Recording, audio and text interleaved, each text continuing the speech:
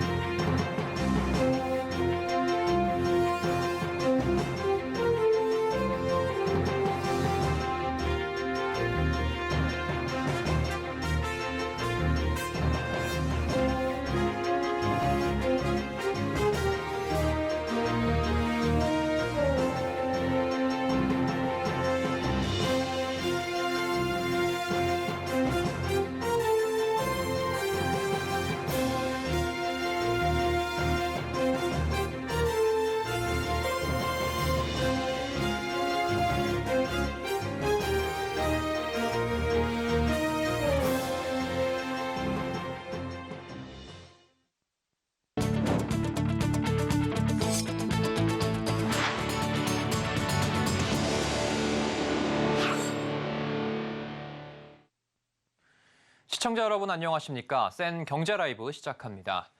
준공 30년이 지난 아파트는 앞으로 안전진단 없이 재건축에 들어갈 수 있게 됩니다. 윤석열 대통령이 오늘 경기도 고양시 아람누리에서 열린 민생토론회 모두 발언에서 이같이 약속했는데요. 일산, 분당 등 1기 신도시를 비롯해 서울 노원, 도봉구 등의 재건축 사업에 속도가 붙을 것으로 관측됩니다. 이재영 기자입니다. 앞으로 지은 지 30년이 지난 아파트 단지가 재건축 사업을 추진할 때 안전진단을 통과하지 않아도 정비계획 수립과 추진위원회 구성, 조합 설립 등 재건축 절차를 진행할 수 있게 됩니다. 재건축의 첫 관문인 안전진단을 사업인가 전까지로 바꿔 사업의 속도를 낼 수 있도록 한 겁니다. 국토교통부가 윤석열 대통령 주재로 열린 국민과 함께하는 민생토론회에서 이 같은 내용을 담은 주택 공급 확대 및 건설 경기 보완 방안을 공개했습니다. 이날 윤석열 대통령은 재개발 재건축 규제를 아주 확 풀어버리겠다며 30년 이상 노후화된 주택은 안전진단 없이 바로 재건축에 착수할 수 있게 하겠다고 말했습니다. 업계에 따르면 재건축 연한 30년을 넘겼지만 안전진단을 통과하지 못한 단지는 서울에선 노원, 강남, 강서, 도봉, 경기에선 안산, 수원, 광명, 평택 순으로 많습니다. 서울의 경우 신통기획까지 적용하면 재건축 사업 기간이 최대 5에서 6년가량 단축될 걸로 관측됩니다. 재개발 문턱도 낮아집니다. 현재는 30년 넘은 건물이 전체의 3분의 2 이상이어야 노후도 요건을 충족해 재개발 절차에 들어갈 수 있는데 이를 60%로 완화하기로 했습니다. 윤 대통령은 재개발 재건축 절차 간소화뿐만 아니라 다주택자 중과세 철폐, 임기 내 1기 신도시 재건축 착공 등도 약속했습니다. 이를 위해 올해 안에 재건축을 가장 먼저 추진할 선도지구를 분당, 일산, 중동, 평촌 3분에서 각각 한 곳 이상 지정한다는 방침입니다. 윤 대통령 임기 내 선도지구에서 첫 착공에 들어가고 2030년 첫 입주가 목표입니다. 소비자의 진입을 좀 낮춘다는 부분들, 그래서 그런 부분들이 공급 부족 문제라든지 또는 거래 시장의 일정 부분 거래 회전율을 높이는 부분으로 활용될 수 있다는 면에서는 긍정적으로. 정부는 이번 규제 완화로 올해부터 2027년까지 4년간 전국에서 95만 가구가 정비 사업에 착수할 수 있을 걸로 추산하고 있습니다. 서울경제TV 이지영입니다. 태양건설 운명을 결정할 채권단 협의회가 내일 열립니다. 태형그룹은 SBS와 TY홀딩스 주식을 담보한 추가 자구안을 내놓으며 꺼져가는 워크아웃 불씨를 살렸지만 600여 곳에 달하는 채권단의 복잡한 이해관계가 발목을 잡고 있습니다. 이연아 기자입니다. 태형건설 워크아웃을 둘러싸고 금융당국과 줄다리기를 하던 태형그룹이 끝내 고개를 숙였습니다. TY홀딩스와 SBS의 주식 담보로 추가 자금 조달 방안을 내놓으며 워크아웃 개시에 청신호가 켜진 모양새입니다. 국민연금, 주택도시보증공사 등 금융당국의 영향력이 직간접적으로 미치는 채권단 비중을 고려하면 워크아웃 개시에 문제가 없을 것이란 시각이 우세합니다. 정부도 태형건설 채권단 이해관계 조율에 총력을 기울이겠다며 워크아웃에 강한 의지를 보이는 것도 긍정적으로 작용할 것이란 해석도 나옵니다. 하지만 변수는 이해관계가 분명한 채권단 규모입니다. 현재 크고 작은 600여 곳의 채권단이 존재하는데 이해관계가 분명하게 달라 워크아웃 개시까지 적지 않은 진통이 있을 것으로 채권단도 보고 있습니다.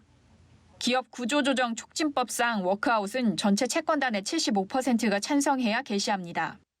주채권단 산업은행을 포함한 은행권 채권 보유 비중은 33%, 나머지 67%는 중소규모 채권단인데 이 가운데 최소 42% 동의가 필요합니다.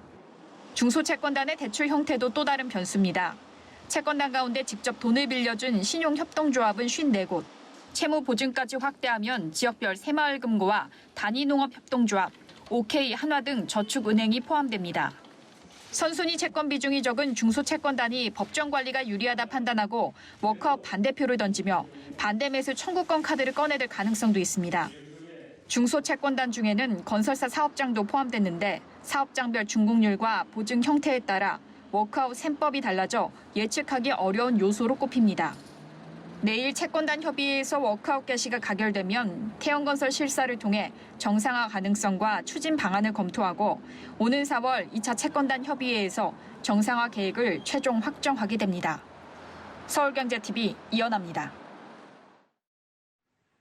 정기 주주총회 시즌을 앞두고 이번에도 행동주의 펀드들이 목소리를 키우고 있는데요. 올해는 지배구조 변화는 물론 경영에 직접 참여하겠다는 요구도 늘고 있다고 합니다. 서청석 기자입니다.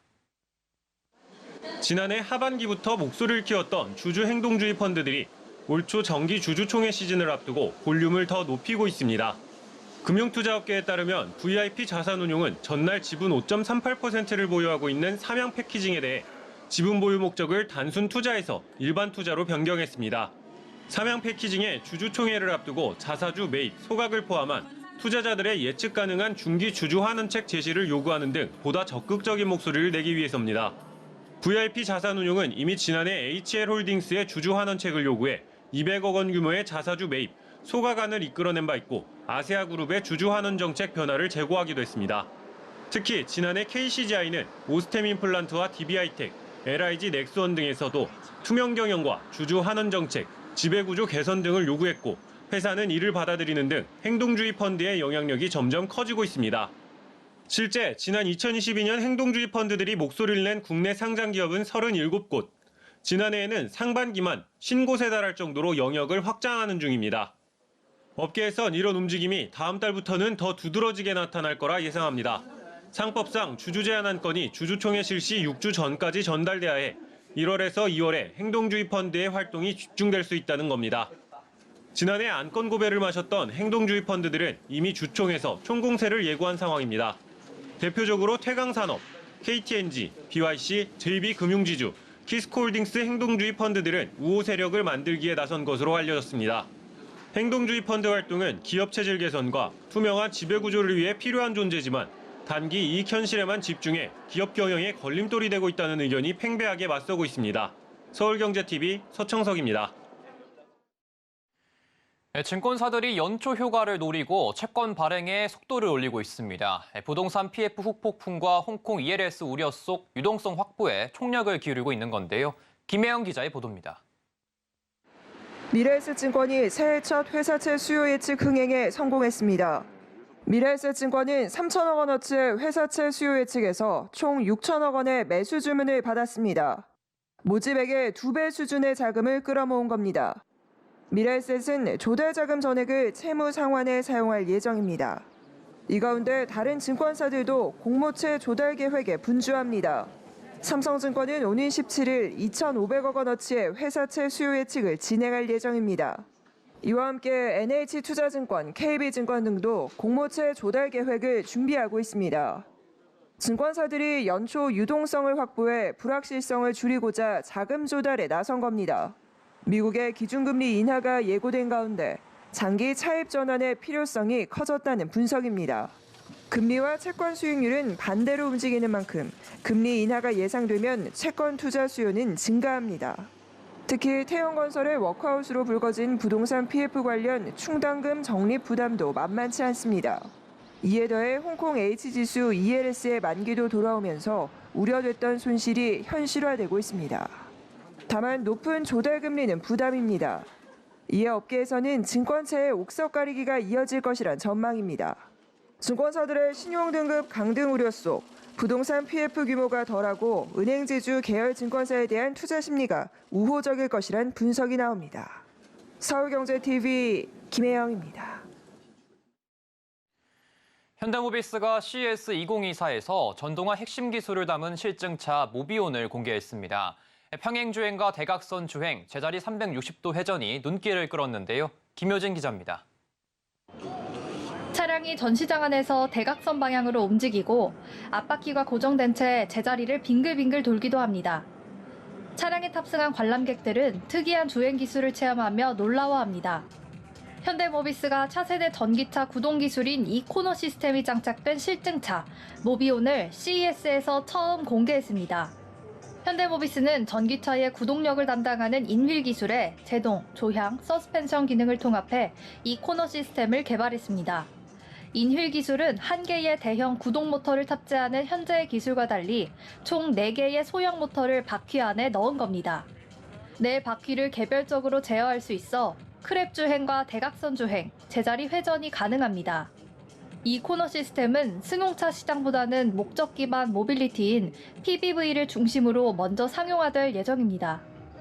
이번에 선보인 이코너 시스템은 차량의 물리적 연결이 줄어들어 차량 설계가 자유로운 장점이 있습니다. 그래서 우선은 승용차 시장보다는 목적 기반 모빌리티인 PBV 중심으로 먼저 적용될 것으로 전망됩니다. 현대모비스는 모비온의 램프와 디스플레이 기술인 익스테리어 라이팅도 도입했습니다.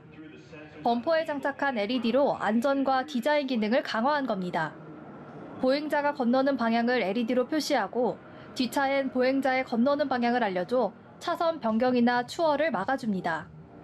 한편 이날 현대차그룹 미래항공 모빌리티 독립법인인 슈퍼널은 차세대 기체 SA2의 실물 모형을 처음 공개했습니다. SA2는 현대차그룹이 2028년 상용화를 목표로 개발 중인 전기 수직 이착륙기로 전장 10m, 전폭 15m, 조종사 포함 5명이 탑승할 수 있도록 설계됐습니다. 서울경제TV 김유진입니다. 출시 한 달 만에 한도가 끝나 오픈런 대출로 불렸던 최저신용자 특례 보증은 지금도 관심이 적지 않은데요. 금융당국은 올해에도 대출 공급을 이어가겠다고 했지만 정작 판매처인 금융사들은 씁쓸한 반응을 보이고 있습니다. 김도화 기자의 보도입니다. 최저신용자 특례보증은 신용평점 하위 10%의 최저신용자가 받을 수 있는 유일한 정책금융 상품입니다. 연체 이력이 있어도 대출 보증을 해주기 때문에 연 15.9%에도 불구하고 사람들이 대거 몰리면서 한 달 만에 한도가 소진되기도 했습니다. 현재 최저신용자 특례보증을 취급하는 금융사는 지방은행과 저축은행을 포함해 모두 11곳. 금융위원회는 올해도 지난해와 비슷한 약 2,800억 원 규모를 공급한다는 계획입니다. 문제는 취급하는 금융사가 여전히 부족한 건데 그마저도 수도권에만 집중됐고 서울에서도 4곳에 불과해 공급망 부족 현상은 올해도 여전합니다. 금융당국은 참여 금융사를 늘리기 위해 지난해 연말 특례 보증료율을 1%포인트 낮춰 취급 금융사의 수익을 더 늘리도록 했습니다. 현재 대출금리 연 15.9%를 기준으로 서민금융진흥원이 7.9%에서 8.9%를 가져가는 구조인데 수익을 1% 더 늘려주는 셈입니다. 당국의 인센티브에도 금융사의 반응은 여전히 차갑습니다. 서금원이 100% 보증을 하기 때문에 이른바 돈 떼일 일이 없지만 현 구조상 판매 관리비, 건전성 관리 비용을 포함하면 오히려 역마진이라는 게 취급 금융사들의 설명입니다. 금융사들이 이 상품 취급을 꺼리는 가장 큰 배경은 연체율입니다. 신용도가 낮고 이미 연체 기록을 보유하고 있어 위험성이 더 높다는 겁니다. 이 금융권은 가뜩이나 나빠지고 있는 연체율을 끌어올리는 역할까지 하고 있다고 보고 있습니다. 업계 한 관계자는 상생금융으로 생각해야 하지만 연체율 같은 수치를 해당 금융사들이 안고 있어 사실상 불편한 상품이라고 말했습니다. 금융권에서는 서민금융을 지원하는 상품을 확대하기 위해서는 인센티브 제공도 중요하지만 연체율 같은 부담을 낮추는 요인을 확대하는 것이 참여를 늘릴 수 있다고 지적했습니다. 서울경제TV 김도하입니다. 유통업계가 대목 가운데 하나인 설을 한 달 앞두고 마케팅 총력전을 펼치는 모습입니다. 얼어붙은 소비 심리를 잡기 위해 최신 트렌드를 반영한 이색 선물 세트 등 이 다양한 전략 상품을 내놓고 있는데요. 이해란 기자입니다. 내수 부진으로 어려움을 겪고 있는 유통업계가 설 명절을 앞두고 소비자 공략에 나섰습니다. 1인 가구를 겨냥해 소용량 상품을 출시하거나 MZ세대를 위한 조리 음식을 내놓고 배달까지 해주는 등 방법도 다양합니다. 롯데백화점은 2030 세대를 중심으로 1인 가구가 증가하는 트렌드를 반영해 설 선물 세트를 소용량으로 선보였습니다. 축산, 첨가 선물 세트의 경우 일반 세트보다 최대 40에서 70% 이상 용량을 줄였습니다. 집에서 요리하지 않는 MZ세대를 위해 조리된 명절 음식을 집으로 배달하는 상품도 내놨습니다. 신세계백화점은 홍차잎을 생산지별로 나눈 설 선물 세트를 선보였습니다. 술에 음료나 시럽 등 여러 재료를 섞어 칵테일을 만드는 믹솔로지 트렌드를 고려한 겁니다.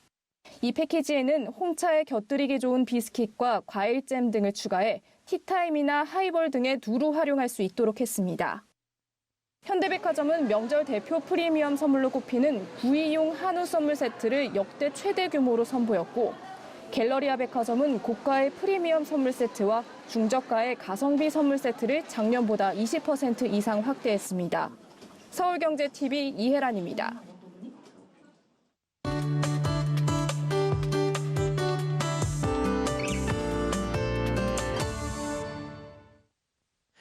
기후변화에 대한 대응과 해결책을 모색하기 위해 개최되는 유엔 기후변화협약 당사국 총회는 인류가 직면한 기후 상황을 평가하고 대응 방안을 결정하는 역할을 해오고 있는데요.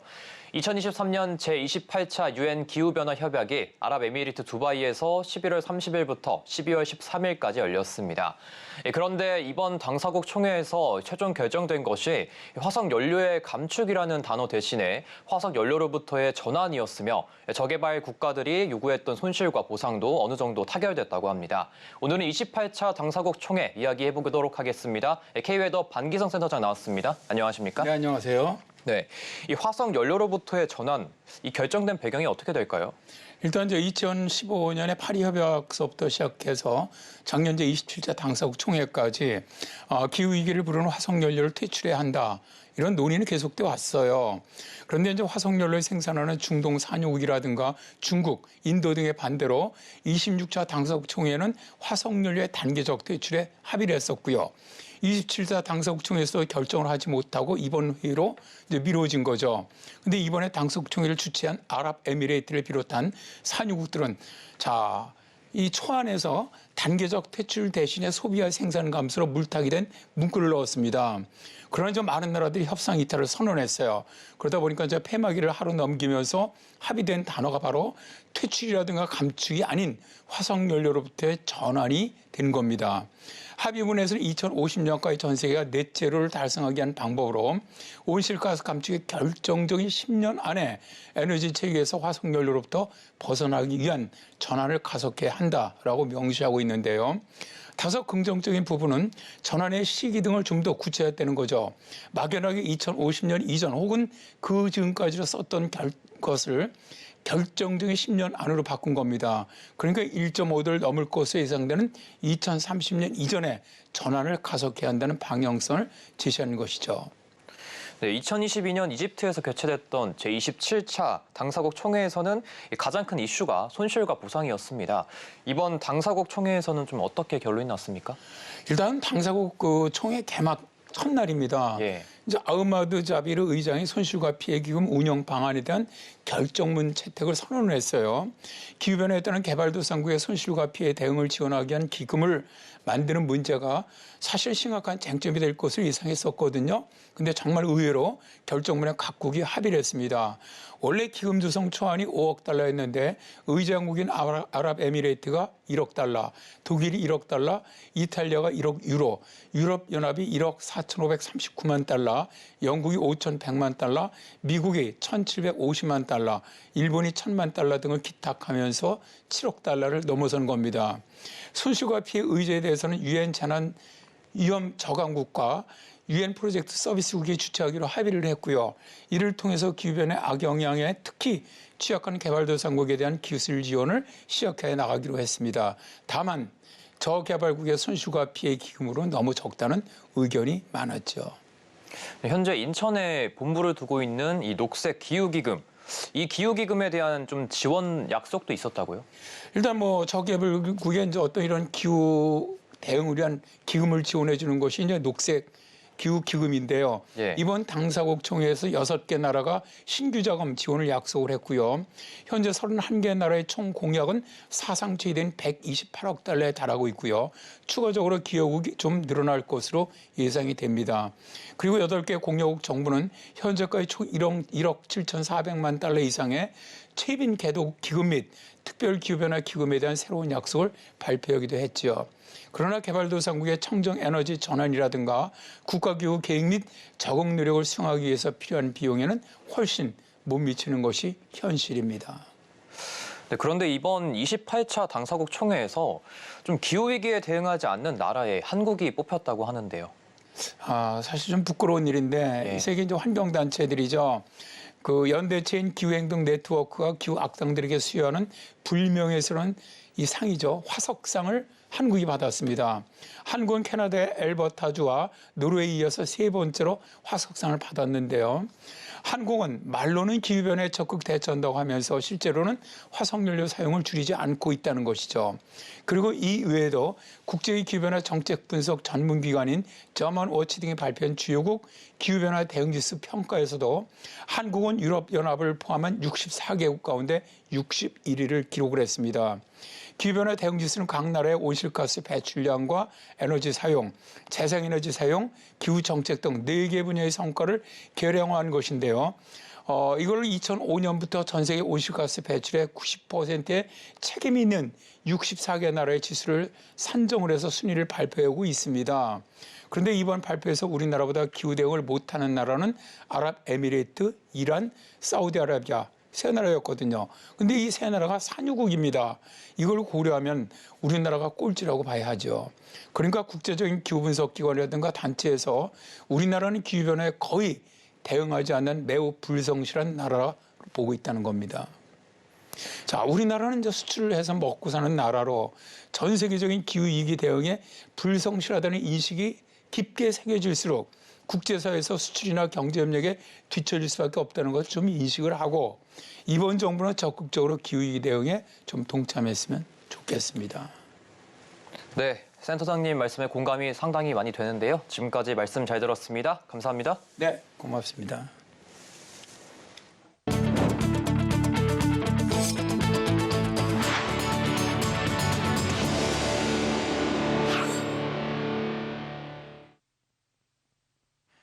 센 경제 라이브 마칩니다. 함께해 주신 여러분 고맙습니다.